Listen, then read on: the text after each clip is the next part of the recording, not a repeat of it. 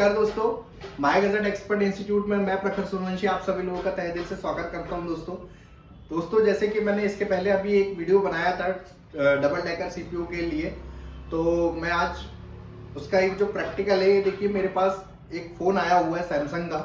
तो इसी फ़ोन का मैं दोस्तों आज आप लोगों के सामने दिखाना चाहता हूँ कि कैसे हम डबल डेकर की जो सीपीयू है उसको कैसे रिवॉल्व कर सकते हैं और एक ही बार में परफेक्टली रिवॉल्विंग कैसे होती है। तो चलिए आइए हम लोग देखते हैं दोस्तों। तो देखिए दोस्तों, ये वाला एक फ़ोन है जो एक किसी टेक्नीशियन भाई ने हमें ला कर के दिए थे। तो पहले लोगों में आकर टकरा था ये फ़ोन। अभी देखते हैं, इसको फ़ोन को चार्ज में लगाते हैं, क्या प्रॉब्लम हो रही है।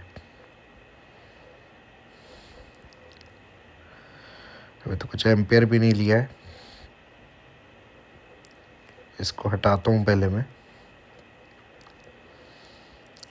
बोर्ड को निकालते हैं और फिर चेक करते हैं। तो ये जो हमारा डबल डेकर सीपीयू है दोस्तों, इसी में हमें काम करना पड़ेगा। तो सबसे पहले इस बोर्ड के जितने भी जो कंपोनेंट हैं, जैसे कैमरा कनेक्टर वगैरह, पहले इनको मैं अलग कर देता हूँ यहाँ से निकाल के, ताकि जब रिवॉल्व करें अपन तो रिवॉल्व करते समय हमें किसी भी प्रकार की कोई प्रॉब्लम ना हो, है ना। अब इसको पीसीबी स्टैंड में फ़िक्स करता हूँ मैं, और फिक्स करने के बाद फिर देखते हैं हमारे जितने टूल्स वगैरह हैं। पहले आप सब बारी बारी से सारे टूल्स को रख लीजिए जहाँ पे आप काम कर रहे हैं। तो देखिए दोस्तों, कैमरे की स्क्रीन आपको शेयर किया है मैंने, आपको शो हो रही होगी। ये आईसी के ऊपर देखिए दोस्तों, एक जो ये डॉट दिख रहा है ना, ये मेन होता है। सबसे पहले तो जगह बनाते हैं। इस कैपेसिटर को पहले मैं अलग कर देता हूँ यहाँ से, ताकि जो हमारी स्क्रैपर ब्लेड है उसे मैं बहुत अच्छे से अंदर डाल सकूँ, जिससे हमारा सीपीयू और रैम दोनों ही अलग हो जाए। ये जो आईसी का नोश मार्क दिख रहा है दोस्तों, यही हमारा मेन पॉइंट होता है, ठीक है। तो अभी मैंने क्यूक 857 DW+SMD मशीन ली हुई है, और जो मैंने इसमें टेम्परेचर रखा है वो 350 का टेम्परेचर है, और एयर इसको मैंने 2 पे करके रखा हुआ है। देखिए दोस्तों, बहुत आराम से मैंने अभी रैम को अलग कर दिया ऊपर की, और इसको मैं बिल्कुल साइड में अभी अलग कर देंगे अभी हम। और अब जो इसके नीचे का जो अब हमारा जो सीपीयू है उसे अब हम निकालने की कोशिश करेंगे। तो सेम वही जो टेम्परेचर है हमारा 350 का, और एयर जो हमारी 2 की है, उस पर हम काम करेंगे। और धीरे से स्क्रैपर ब्लेड को, जो हमारे सीपीयू जिस सीक्वेंस से लगा हुआ है उसी सीक्वेंस में हमें हमारी स्क्रैपर ब्लेड को डालना है, ताकि जो नीचे के हमारे पैड हैं, आईसी के पैड, वो कोई किसी भी प्रकार से डैमेज ना हो। देखिए जैसे कि मैंने डाला, और बिल्कुल सीपीयू की सीध में ही मैंने स्क्रैपर ब्लेड को डाला है, जिससे कि हमारे सीपीयू के नीचे के पैड में कोई प्रॉब्लम ना हो, ठीक है। अब इसके बाद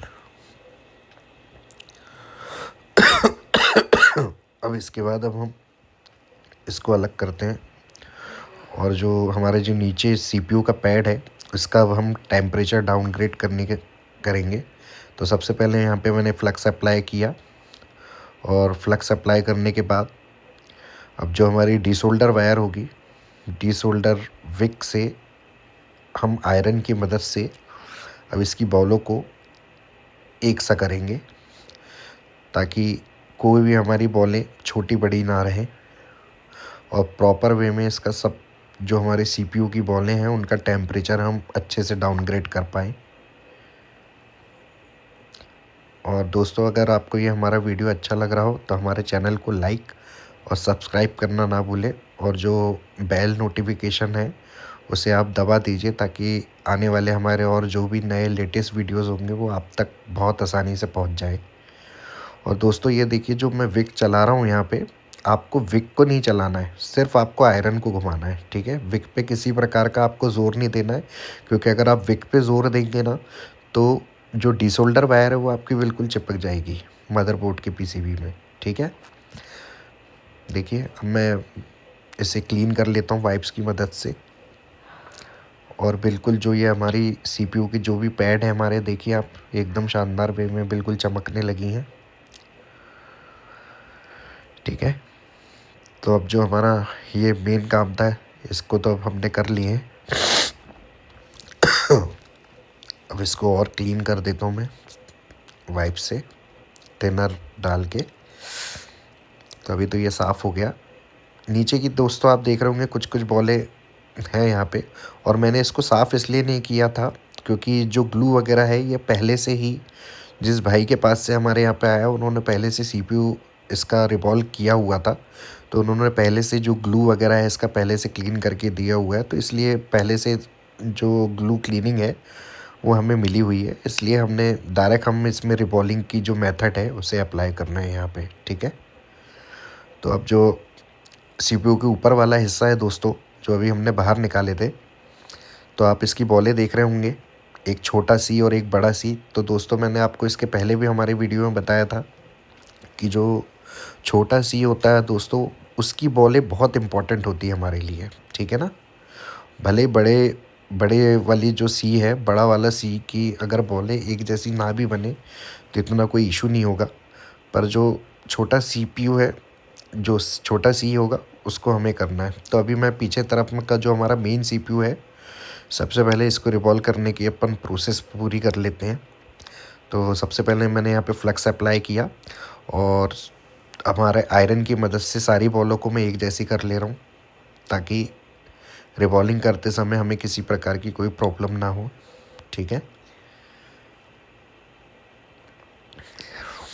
देख रहे होंगे आप बिल्कुल एक सा आपका आयरन चलना चाहिए हमारा आईसी के पैड में कि बॉलें एकदम एक जैसी दिखे आपको, कोई भी बॉल एकदम बड़ी ना हो और कोई भी बॉल एकदम छोटी ना रहे, ठीक है।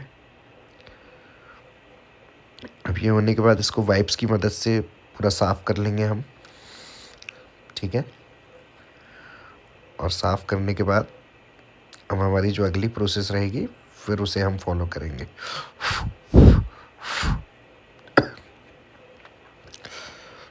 थोड़ा सा फूंक देंगे ताकि जो भी डस्ट या ऐसे कोई पार्टिकल्स होंगे तो वो अलग हो जाए वहाँ से। अब फिर से यहाँ पे मैंने थोड़ा सा फ्लक्स अप्लाई किया है दोस्तों, और फ्लक्स अप्लाई करने के बाद मैं एसएमडी मशीन से फिर से इसमें हीट दे रहा हूँ ताकि ड्राई सोल्ड हो जाए, हमारी सारी जो बॉलें हैं वो एक सी आ जाए।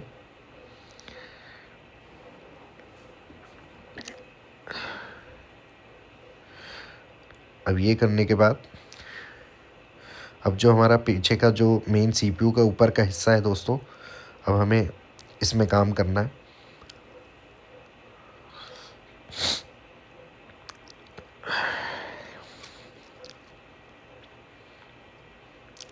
देखिए दोस्तों पूरी बॉलें हमारी उस तरफ की तो बिल्कुल सही दिख रही है।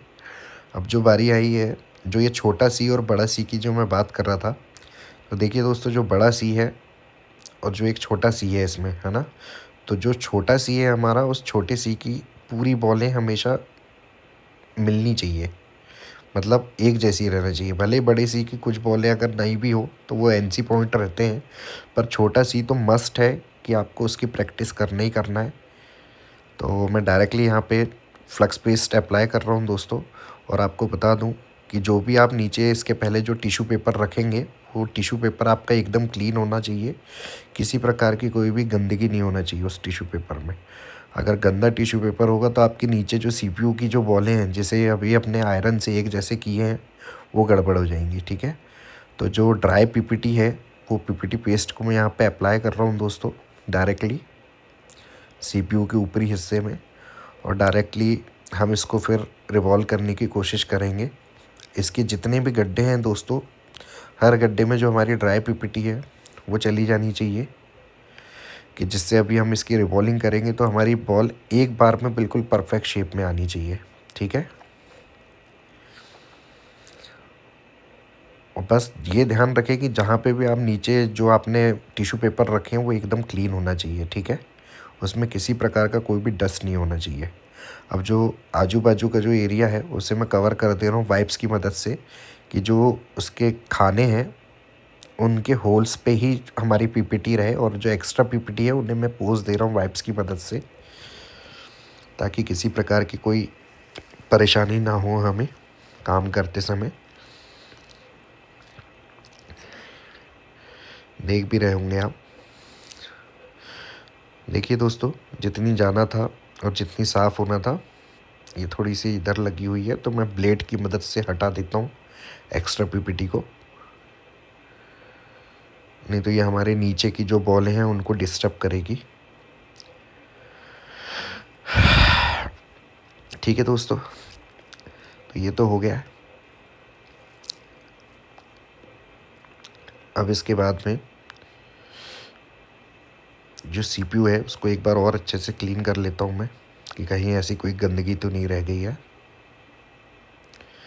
क्योंकि पीपीटी बिल्कुल कुछ भी नहीं रहना चाहिए वहाँ पे, ठीक है। आजू बाजू में बस जहाँ पे हमारी बॉलें हैं बस वहीं पे उनके गड्ढों के अंदर में हमारी पीपीटी पेस्ट रहना चाहिए, ठीक है।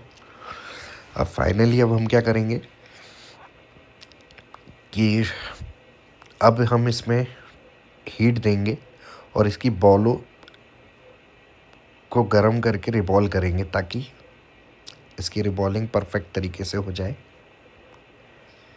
ये देखिए दोस्तों, अब जो मैंने यहाँ पे हीट मैंने जो दे रही है वो क्यूक 857 DW+ की SMD मशीन है, और हीट जो मैंने रखा है यहाँ पे दोस्तों 250 रखा हुआ है, और एयर मैंने बिल्कुल यहाँ पे ज़ीरो कर दी है, ठीक है। आप देख रहे होंगे कि हमारी बॉलें एकदम से परफेक्ट बिल्कुल रिबॉल हो चुकी हैं इसमें, और कहीं पे भी अगर अभी ऐसा कुछ लगता है तो अभी मैं फिर से SMD मशीन चलाऊँगा। ये देखिए दोस्तों, एक तरफ की बॉल मुझे थोड़ी सी मद्दी दिख रही है, मतलब अंदर घुसी हुई दिख रही है, तो उसको थोड़ा सा वो करना पड़ेगा अभी हमें। तो उसके लिए हल्का सा जो फ्लक्स पेस्ट आप अप्लाई करिए, और वहीं पे हल्की सी SMD मशीन से आप हीट दे दीजिए। तो देखिए दोस्तों, ऊपर आ जाएगी बॉल, ये बस, और कुछ नहीं करना है। बस ये है कि काम करते समय जो छोटा सी है ना, उसमें आपको विशेष ध्यान देना है, क्योंकि उसकी परफेक्ट बॉलें आपको ही रिवॉल्व होना चाहिए, क्योंकि ये एक बार की प्रैक्टिस से नहीं आएगा। कम से कम आपको 50-60 बार प्रैक्टिस चाहिए मदरबोर्डों में, कि जब आप प्रैक्टिस कर लें तो बहुत आसानी से आप भी डबल डेकर CPU की रिबॉलिंग कर पाएंगे। अब जो बारी आती है दोस्तों, ये हमारा जो पीछे का जो मेन CPU है, जिसे अभी हमने टेम्परेचर इसका डाउनग्रेड करे थे आयरन की मदद से, अब हम प्रॉपर स्टेंसिल लेंगे और अब हम हमारे CPU की रिबॉलिंग करेंगे, ठीक है। तो CPU की रिबॉलिंग करने के लिए मैंने स्टेंसिल ले ली है दोस्तों, और स्टेंसिल हमेशा साफ़ सुथरी वाली यूज़ करें दोस्तों, ना ही कोई बैंड हो, ठीक है, और ना ही उसके जो खाने हैं उसमें पहले से पीपीटी भरी हो, ठीक है। तो अब मैं ये स्टेंसिल के ऊपर देखिए पीपीटी पेस्ट को अप्लाई किया है मैंने, और पीपीटी पेस्ट बिल्कुल ड्राई पीपीटी को लगा रहा हूँ मैं, कि सारे के सारे हमारे स्टेंसिल के ऊपर जो उसके नीचे जो बॉलें हैं हमारे CPU में, सारी बॉलें एक दूसरे से आपस में बिल्कुल जुड़ जाएं और कनेक्ट हो जाए, ठीक है। और बिल्कुल हल्के हाथ से आपको ये काम करना है, और बाकी जो है एक्स्ट्रा पीपीटी है उसको आप वाइप से बिल्कुल पोंछ लीजिए, ठीक है। अब फिर से वही प्रोसेस दोहराएंगे हम, कि जो SMD मशीन है उसका टेम्परेचर 250 करेंगे और एयर हमारी ज़ीरो कर देंगे, और देख रहे हैं आप फिर से हमारी जो CPU की बॉलें हैं वो फिर से हमारी परफेक्टली रिबॉल हो चुकी है, ठीक है। अब रिबॉलिंग होने के बाद अब हम हमारी स्टेंसिल हटाएंगे, और स्टेंसिल हटाने के बाद फिर देखेंगे कि हमारी जो बॉलें हैं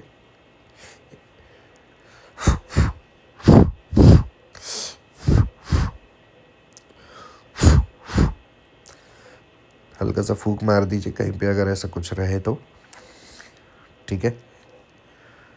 और जब स्टेंसिल हटा लें तो उसके बाद एक बार और फिर से हीट मारें, ताकि सारी बॉलें अपनी जगह पे आपस में सही से बैठ जाए, ताकि बाद में जब अभी हम CPU को हमारे लगाएं तो वो किसी प्रकार की कोई दिक्कत का सामना हमें फिर से ना करना पड़े।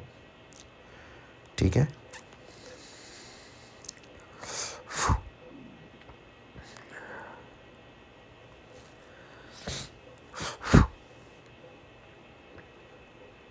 एक बार और इसको अच्छे से थिनर से क्लीन करता हूँ मैं पहले।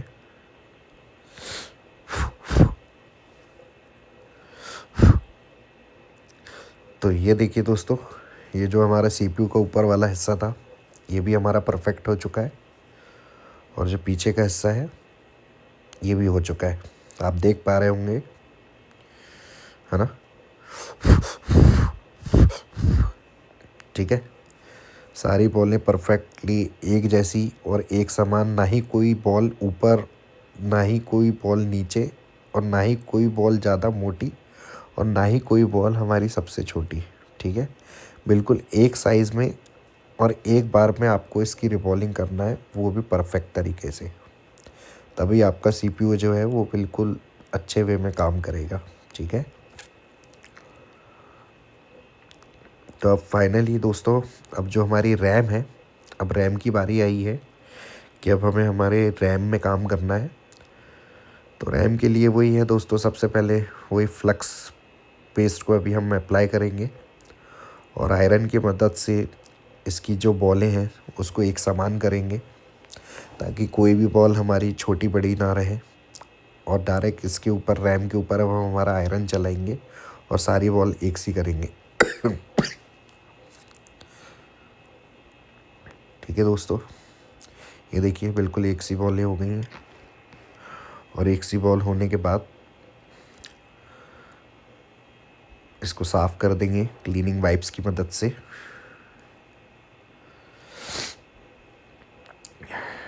अब क्लीनिंग करने के बाद अब प्रॉपर फिर से स्टेंसिल लेंगे, और सफाई करने के बाद जो स्टेंसिल है हमारी, स्टेंसिल से इसको प्रॉपर रिबॉल किया जाएगा। तो मैं इसकी स्टेंसिल देखता हूँ कौन सी वाली है। तो मिल गई है। अब इसके पहले खांचे में लाएंगे दोस्तों कि कौन से इसके मैच हो रहे हैं। हाँ, तो ये वाला मैच हो गया है। अब फिर से हम वही वाली प्रोसेस दोहराएंगे जो अभी हम इसके पहले कर रहे थे, कि वही स्टेंसिल के ऊपर जो हमारी सूखी हुई जो ड्राई पीपीटी है उसको अब हम अप्लाई करेंगे यहाँ इसके ऊपर स्टेंसिल के। और पीपीटी अप्लाई करने के बाद फिर हम एसएमडी की मदद से, ये कुछ कुछ जो खाने हैं इसमें पहले से पीपीटी भरी है दोस्तों। पीपीटी को हमेशा साफ़ कर लीजिए करें स्टेंसिल से, नहीं तो क्योंकि क्या है कि आगे जो दूसरी आईसी होगी उसको फिर आप रिपॉल अच्छे से नहीं कर पाएंगे। ठीक है, तो अब देखिए मैंने स्टेंसिल रख दिया है, और अब फिर से मैं ड्राई पीपीटी अप्लाई करूँगा यहाँ पे।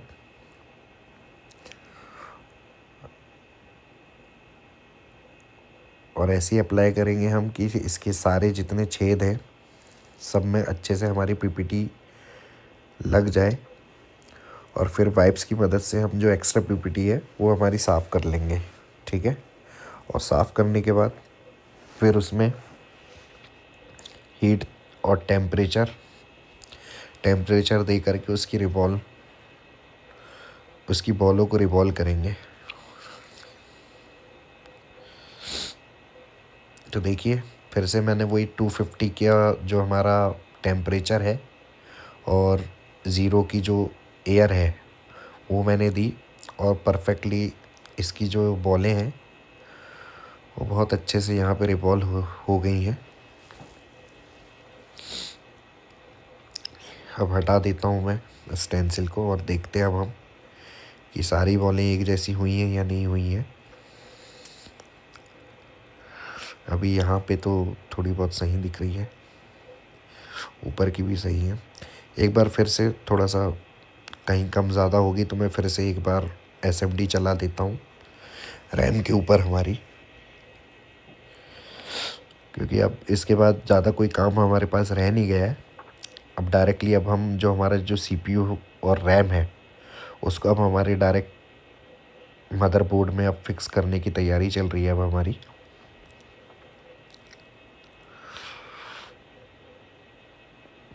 और ये वाली जो चीज़ें हैं दोस्तों, ये एकदम से एक बार में आपसे नहीं बनेंगी।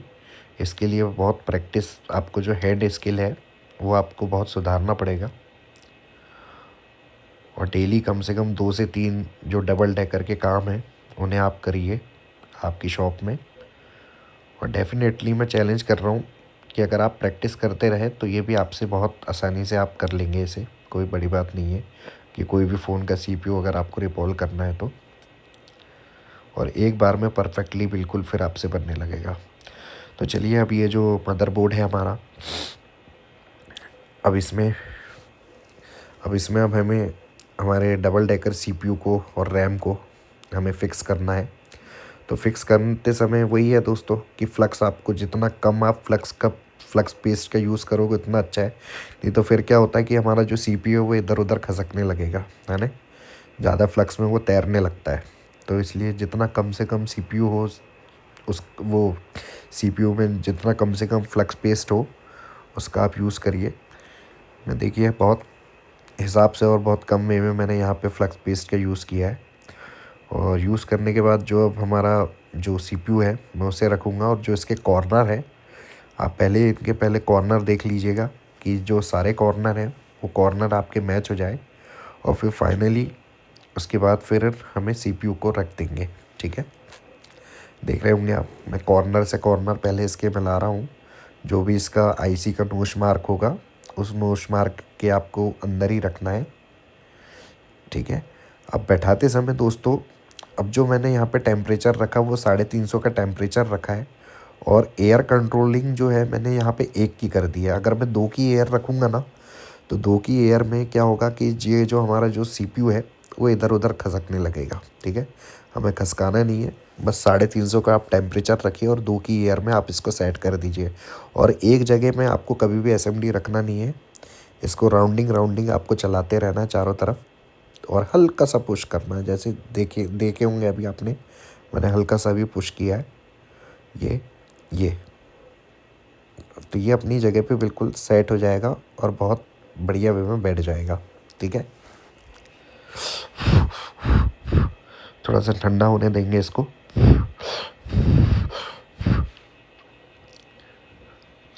अब जो हमारा जो सीपीयू है, मेन सीपीयू, वो तो फिक्स हो गया है। अब जो सबसे बड़ी जो प्रॉब्लम आती है, ये जो ऊपर अब जो रैम जो अब हमें फ़िक्स करनी है, इसमें बहुत लोगों को प्रॉब्लम आ जाती है ना।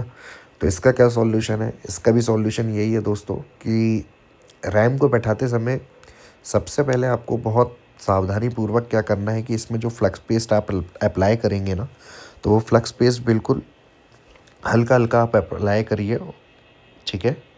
कि जिससे आप रैम को जब आप बैठा रहे हैं यहाँ पे, तो किसी भी प्रकार से वो हिले डुले ना। और अपना ही जो इसका सेम साइज़ है, साइज़ के अकॉर्डिंग पहले आप इसे मैच कर लीजिए कि वो अपने साइज़ में है या नहीं है, ठीक है। क्योंकि हल्का से भी अगर आप रैम इधर उधर करेंगे तो आपकी इतनी देर की जो पूरी आप मेहनत कर रहे हैं वो पूरी मेहनत आपकी बेकार हो जाएगी, ठीक है ना। तो उस चीज़ को आपको थोड़ा सा ध्यान रखना है। देखिए मैं हल्का सा मैंने यहाँ पे फ्लक्स पेस्ट अप्लाई किया है, बहुत नाम मात्र का। अब फ्लक्स पेस्ट अप्लाई करने के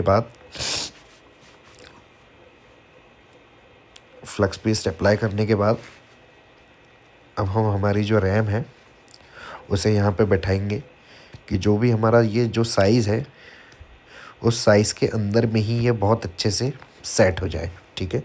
ना ही इधर उधर भगे, ना ही कहीं कम हो, ना ही कहीं ज़्यादा हो।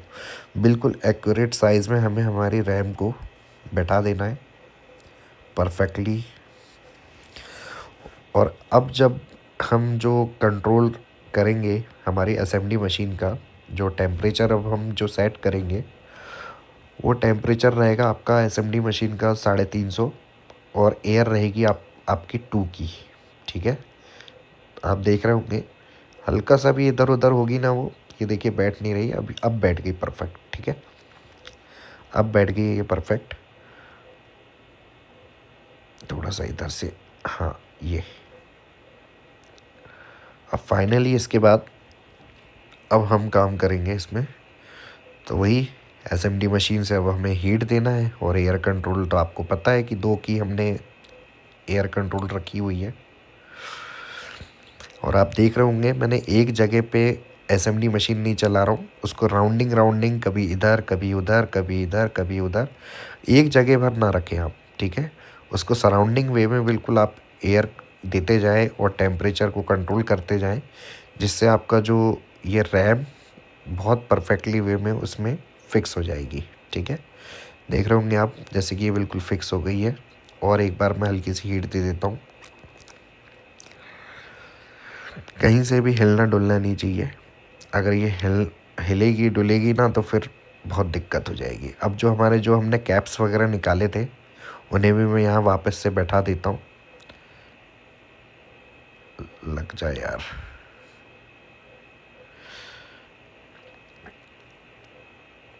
अरे है बहुत छोटा सा कैपेसिटर, पर फिर भी बहुत प्रॉब्लम करता है।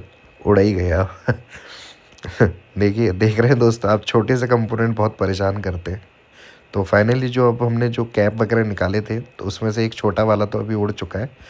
तो और जो बड़ा वाला कैप है उसे मैं यहाँ पे बैठा देता हूँ, क्योंकि ये जो बारीक बारीक कंपोनेंट है ना ये आपको बहुत परेशान करेंगे, कभी भी उड़ जाएंगे, वो हो जाएंगे। इसलिए थोड़ा आप जहाँ पे भी काम कर रहे हैं अपने आसपास की जगह को आप देख लीजिएगा कि पहले से और भी कोई कंपोनेंट ना रहे, ताकि क्योंकि इतने छोटे कंपोनेंट रहते ना ये कि अगर ये उड़ें भी तो आपको बहुत आसानी से दिख जाए, ठीक है, कि आपको प्रॉब्लम ना हो। क्योंकि क्या है कि नहीं लगाएंगे तो भी चलेगा दोस्तों, पर अगर आप लगा दें उसको अपनी जगह में वापस से फिट कर दें तो क्या है कि एज अ प्रोटेक्शन वे में हमारा मदरबोर्ड रहेगा। तो देखिए अभी हल्का सा ये गर्म था, अभी मैं इसको थोड़ा सा ठंडा होने देते हैं। अब फाइनली तो कुछ नहीं है, ये कंपोनेंट जो इधर उधर मिसमैच हो गया था तो वो मिल गया है मुझे। इसे मैं अभी वापस से लगा दूंगा। पहले अभी मैं हम इसे चेक कर लेते हैं कि क्या हुई हमारे फ़ोन की प्रोसेस। तो अभी तो इस कुछ ऑन वॉन हुआ नहीं है दोस्तों। डायरेक्ट इसको चार्ज में लगा के देखता हूँ तो बैटरी का लोगो तो आ रहा है, चार्जिंग का लोगो तो आ रहा है इसमें, पर फ़ोन अभी ऑन तो हुआ नहीं है। फ़ोन तो अभी ऑन नहीं हो रहा है दोस्तों। हो सकता है एक आध बार डीसी पावर सप्लाई मशीन में एक बार लगा के देखता हूँ मैं। डीसी मशीन में लगाते हैं अभी हम। डीसी मशीन में देखते हैं कि कुछ हो रहा है या नहीं हो रहा है। डीसी मशीन में भी कुछ हरकत तो हो नहीं रही है, ना ही ऑटो एम्पेयर ले रहा है फ़ोन अभी। इसको फाइनली मैं सोच रहा हूँ कि थोड़ी देर चार्ज कर ही लेते हैं। चार्ज में ही लगाता हूँ मैं इसको, है ना। चार्ज में लगा के अभी हम चेक करते हैं। थोड़ी देर ज़रा 5 मिनट चार्ज हो जाए तो देखते हैं, 1-8% हो जाए तो फिर देखते हैं उठता है कि नहीं। तो 1% तो हुआ है, चलो देखते हैं चालू करके। तो देखिए दोस्तों फ़ोन तो ऑन कंडीशन में आ गया है, सैमसंग गैलेक्सी M30s। तो फ़ोन तो ऑन हो गया है। अब देखते हैं सैमसंग का लोगो वगैरह आ रहा है या नहीं।